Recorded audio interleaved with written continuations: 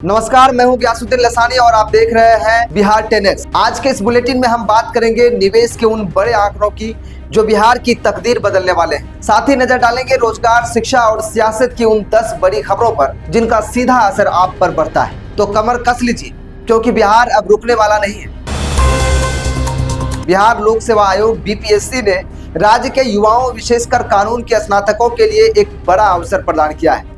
गृह विभाग के अंतर्गत अभियोजन निदेशालय में 300 असिस्टेंट प्रोसिक्यूशन ऑफिसर यानी एपीओ के पदों पर भर्ती निकाली गई है। इस भर्ती के लिए आवेदन शुल्क मात्र 100 रुपया रखा गया है ताकि अधिक से अधिक योग्य उम्मीदवार इसका लाभ ले सकें। चयन की प्रक्रिया मुख्य रूप से लिखित परीक्षा और साक्षात्कार के आधार पर होगी। यह कदम राज्य के न्यायिक प्रक्रिया को और अधिक सशक्त बनाने और तेज बनाने के उद्देश्य से उठाया गया है।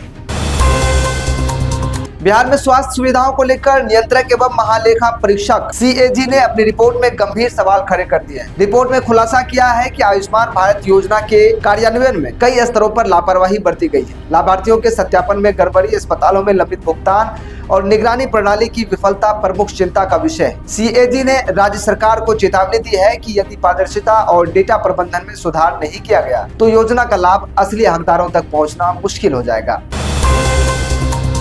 बिहार सरकार अब शहरों में पैदल चलने वालों की सुविधा और ट्रैफिक जाम से मुक्ति के लिए एक्शन मोड में है। राज्य के सभी जिलों में फुटपाथ अतिक्रमण हटाओ अभियान शुरू करने का कड़ा निर्देश दिया गया है। जिला प्रशासन को आदेश दिया गया है कि वे मुख्य बाजारों और सड़कों से अवैध कब्जे हटाएं। हालांकि मानवीय दृष्टिकोण अपनाते हुए सरकार ने प्रभावित रेहड़ी पटरी वालों के लिए व्यवस्थित वेटिंग जोन बनाने का भी वादा किया है ताकि उनका रोजगार पूरी तरह से प्रभावित न हो। बिहार को औद्योगिक मानचित्र पर स्थापित करने के लिए डेस्टिनेशन बिहार 2026 निवेश एक्सपो का भव्य आगाज हो गया है। इस आयोजन का मुख्य उद्देश्य आईटी, कृषि प्रसंस्करण और पर्यटन जैसे क्षेत्रों में बड़े निवेशकों को आकर्षित करना है। मुख्यमंत्री और उद्योग विभाग के अधिकारियों ने दावा किया है कि इस एक्सपो के माध्यम से राज्य में अरबों रुपये का निवेश आएगा, जिससे स्थानीय युवाओं के लिए बड़े पैमाने पर रोजगार सृजन होगा। सरकार निवेशकों को रियायती दर पर जमीन और सिंगल विंडो क्लियरेंस की सुविधा दे रही है।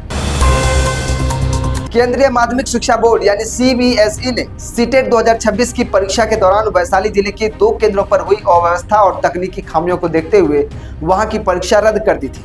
अब बोर्ड ने इन केंद्रों के लिए पुनः री एग्जाम लेने की परीक्षा तिथि घोषित कर दी है। प्रभावित छात्रों को सलाह दी गई है कि वे आधिकारिक वेबसाइट पे अपने नए एडमिट कार्ड डाउनलोड करें। सीबीएसई ने यह स्पष्ट कर दिया है कि यह उन अभ्यर्थियों के लिए आखिरी मौका होगा, इसके बाद कोई और अवसर नहीं दिया जाएगा।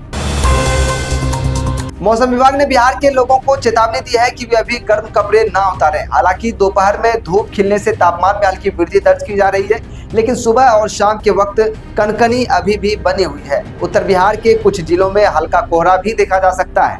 मौसम वैज्ञानिकों के अनुसार मार्च की शुरुआत तक तापमान सामान्य से थोड़ा नीचे रह सकता है, इसलिए स्वास्थ्य के प्रति सचेत रहना आवश्यक है, खासकर बच्चों और बुजुर्गों के लिए।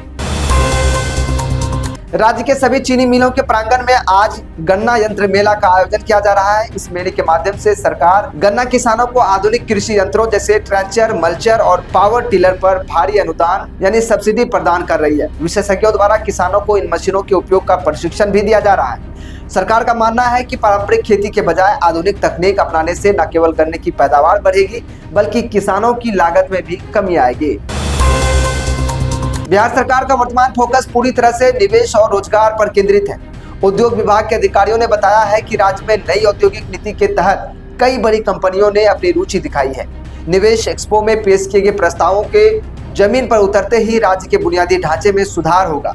विशेष रूप से ग्रामीण इलाकों में कृषि आधारित उद्योगों यानी कि एग्रो बेस्ड इंडस्ट्रीज को बढ़ावा देकर स्थानीय स्तर पर पलायन रोकने की कोशिश की जा रही है। आयुष्मान योजना पर सीएजी की सख्त टिप्पणी के बाद बिहार का स्वास्थ्य महकमा अब बचाव की मुद्रा में है। विभाग के उच्च अधिकारियों ने आपातकालीन बैठक कर सुधारात्मक कदम उठाने के संकेत दिए हैं। अब लाभार्थियों के सत्यापन के लिए आधार आधारित बायोमेट्रिक प्रणाली को और भी अधिक पुख्ता किया जाएगा। साथ ही साथ अस्पतालों के दावों के भुगतान के लिए एक नया डिजिटल ट्रैकिंग सिस्टम विकसित किया जा रहा है ताकि भ्रष्टाचार की गुंजाइश खत्म हो सके और मरीजों को बिना किसी बाधा के मुफ्त इलाज मिल सके। बिहार में अब गुलाबी ठंड विदाई लेने जा रही है। सूरज के तेवर तल्ख होने शुरू हो गए हैं। मौसम विभाग से प्राप्त जानकारी के अनुसार राज्य में लगातार गर्मी बढ़ रही है। हालांकि राहत की बात यह है कि अगले 2 दिनों तक मौसम के मिजाज में कोई बहुत बड़ा अचानक बदलाव नहीं देखने को मिलेगा, लेकिन मार्च का महीना शुरू होते ही गर्मी अपना असली रंग दिखाना शुरू कर देगी। तापमान में 4 डिग्री तक की सेल्सियस की बढ़ोतरी हो सकती है। मौसम वैज्ञानिकों के अनुसार मार्च के पहले हफ्ते में ही बिहार के औसत तापमान में 4 डिग्री सेल्सियस तक की भारी वृद्धि दर्ज की जा सकती है। सुबह और शाम की हल्की सिहरन अब धीरे धीरे खत्म हो रही है और दोपहर के समय तेज धूप लोगों को परेशान करने लगी है। विभाग ने स्पष्ट किया है कि फिलहाल राज्य के किसी भी हिस्से में बारिश की कोई चेतावनी नहीं जारी की गई है, यानी मौसम पूरी तरह से शुष्क बना रहेगा। आज यानी 28 फरवरी को बिहार के प्रमुख शहरों में तापमान कुछ इस प्रकार रहने की संभावना है। बता दें, पटना में अधिकतम तापमान 30 डिग्री सेल्सियस से लेकर न्यूनतम तापमान 17 डिग्री सेल्सियस के बीच रहने वाली है। गया में 31 डिग्री सेल्सियस से 16 डिग्री सेल्सियस के बीच, भागलपुर में 30 डिग्री से 18 डिग्री सेल्सियस और मुजफ्फरपुर में अधिकतम 29 डिग्री सेल्सियस से न्यूनतम 17 डिग्री सेल्सियस तक तापमान रहने की अनुमान है। तो ये थी बिहार की आज की वो तमाम बड़ी खबरें जो बताती हैं कि हमारे प्रदेश किस तरह विकास की नई ऊंचाइयों को छूने के लिए बेताब है। खबरों का सिलसिला थमता नहीं, लेकिन आज के बिहार 10X के इस अंक में फिलहाल इतना ही। कल फिर मिलेंगे ठीक इसी समय नई ऊर्जा और नई खबरों के साथ। तब तक के लिए अपना ख्याल रखें और देखते रहें बिहार की प्रगति का आईना, बिहार 10X न्यूज। अब मुझे दीजिए इजाजत। नमस्कार, जय हिंद, जय बिहार।